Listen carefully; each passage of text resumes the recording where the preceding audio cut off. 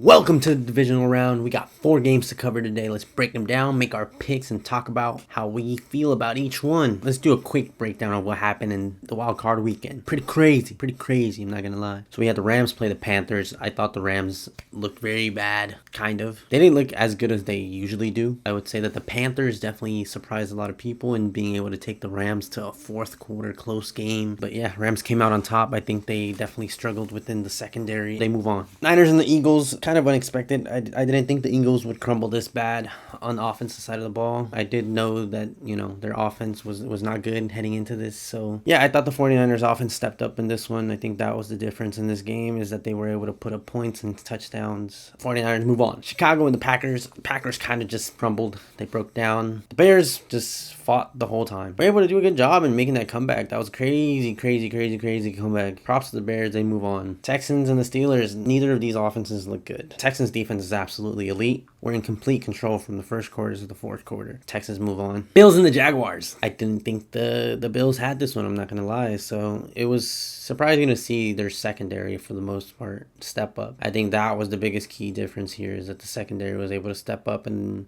completely take out the receivers and the passing threat. They move on. Chargers and the Patriots. This was arguably one of the most boring games in comparison to all the other ones. I will say, though, that the Chargers defense is a strong one. They definitely made it a tough night for Drake May. Yeah, the Patriots offense was able to be good enough to win this game. Yeah, they move on. Let's get started with the divisional round. Bills versus the Broncos first. Bills offense against that Broncos defense. Oof.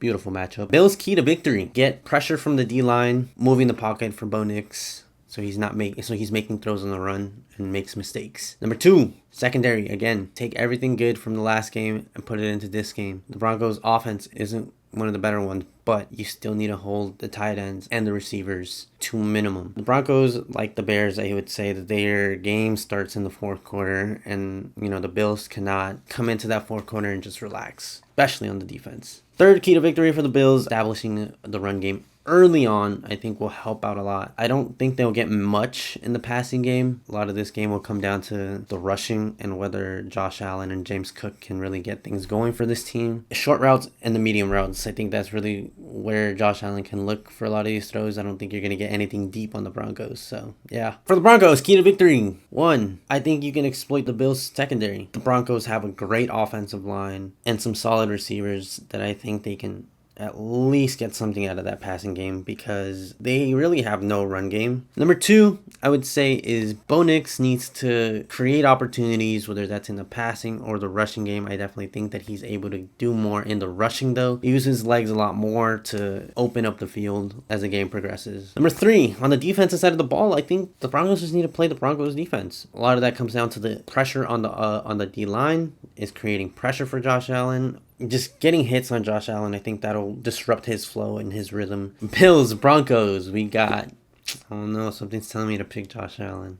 24-17 Buffalo. I can see it, Second game, we got the Seahawks versus the 49ers. Game 3 of this season against these two teams. Only fitting that it's a rematch from week 1 in Seattle for a conference championship spot. Keys to victory for the 49ers. They have McCaffrey and Brock Purdy. Like I said in the last matchup, it's about getting Brock Purdy out in space and him running the ball. It's about McCaffrey being able to get out in space and catch passes. I think those are the 2 biggest differences that they need to make from game 2 to game 3. Second key to victory, I think the receivers definitely need to take a step up in the passing game. They have Trent Williams back now, so, they have protection on the offensive line, some more time for Brock Purdy. And 3, defense. 49ers defense played a good game against the Eagles. They shut down a lot of what, the Eagles had to offer. Not that it was much. 49ers definitely shut down anything within the passing game. The run game, they definitely have struggles. And again, there's no pressure on the quarterback. So that's where they also need to take a step up in that. For the Seahawks, 3 keys to victory. I think number 1, the biggest one, is the offense needs to finish in the red zone. Needs to finish out drives with points. That was the biggest difference in the game they had 2 weeks weeks ago. That 13-3 score really should have been like 30-3. You cannot come away with nothing in the playoffs. You need points. You need to take the points. Number 2, more deep shots out of the Seahawks. I think they can really exploit this 49ers secondary. Again, not being able to get pressure on the QB, I think says a lot. You can pass more. Third key to victory is for the defense to just completely play lights out. You do not want to get Christian McCaffrey going. You do not want to get Brock Purdy going. Relentless pressure. Yeah, I mean, the 49ers, anything they get, the Seahawks just have to punish them for it. Both teams coming somewhat in healthy. 49ers did lose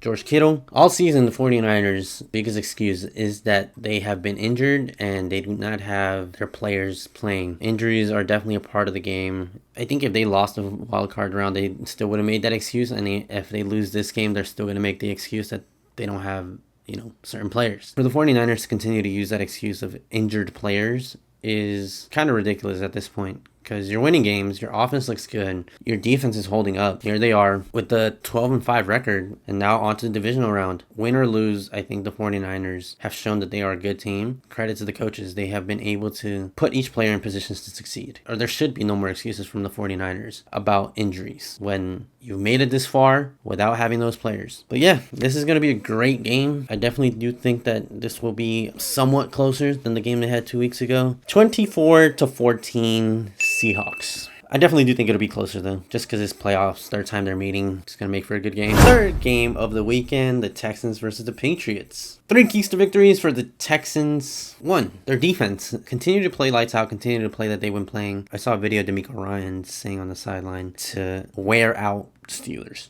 wear them out is what he said. I think that's a great mantra for the Texans defense. They are just relentless for all 4 quarters, and it just becomes overwhelming for an offense to just continue to go back out there and play against them. So they need to continue that moving into this game. I think they're the number 1 defense. Number 2, CJ Stroud needs to not turn the ball over. Literally not turn the ball over. You cannot give Drake May and that offense chances. CJ Stroud just needs to drive the ball down the field and put up points and just go on long drives. Like I said last time, long drives will help out the defense so much. Third key to victory, the receivers. They need to step it up. They need to step it up, and it's going to be so hard to do against this Patriots secondary that I think that where the offense is going to come out of is the rushing game. You need to be able to run the ball, and I think the Texans can definitely at least get some production out of the run game. Patriots, keys to victory. Number 1, their defense. Create a lot of pressure for CJ Stroud. Make him uncomfortable, put him outside of the pocket, get him going left and right. You got to put pressure and hits on him. He's going to make a mistake at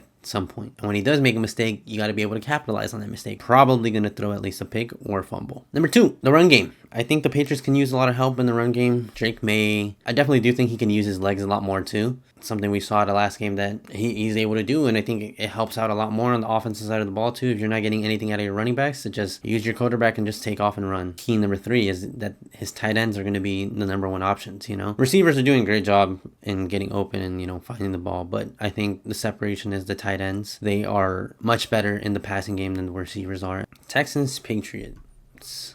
Wow, this is going to be close. 20-17 Patriots. Our last game of this weekend is the Rams versus the Bears. Bears looking scary now. This will be a close one as well. I mean, I'm saying that for every game, but they're all going to be close. 3 keys to victory for the Rams. Number 1, their offense. Continue to use the passing game. I think the Bears' defense is one of the weaker ones now left. Puka might have a field day. He might go for 300 yards. I'm not going to lie. Number 2, defense. You got to be able to put pressure on Caleb. One of Caleb's best features is to be able to get outside the pocket and make some, heroic throws. For the Rams, I definitely think it's just controlling that receiving core, controlling Caleb, putting him inside the pocket and getting pressure on him. Number 3, I think this is overall general key to victory for the Rams is they cannot get sloppy. No lead is safe against the Bears. If you at any point make any type of mistake, whether that's a turnover or whether that's letting up too many points, you leave the Bears in the game and they will capitalize. For the Bears,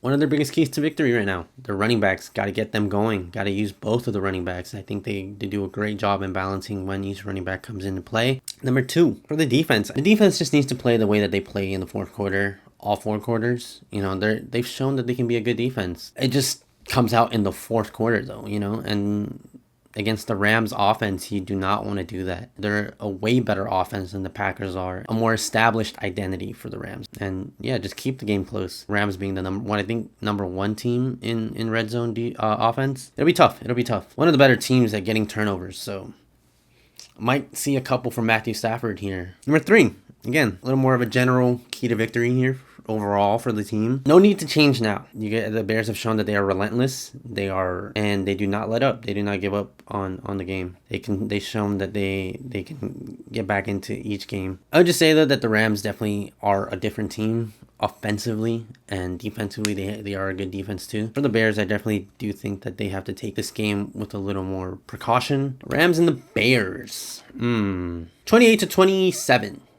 Bears. They have a good shot. But I wouldn't be surprised if the Rams win too. Honestly though, I would love to see the Rams win. So they can, if Seattle wins, play each other in the conference finals. But see how this game goes. That has been the video. I hope you've enjoyed. Hope you make your own picks. Good luck. Make sure you like, comment, and subscribe. Come back and check on how we did next week during the conference championships. Catch you in that one. Peace.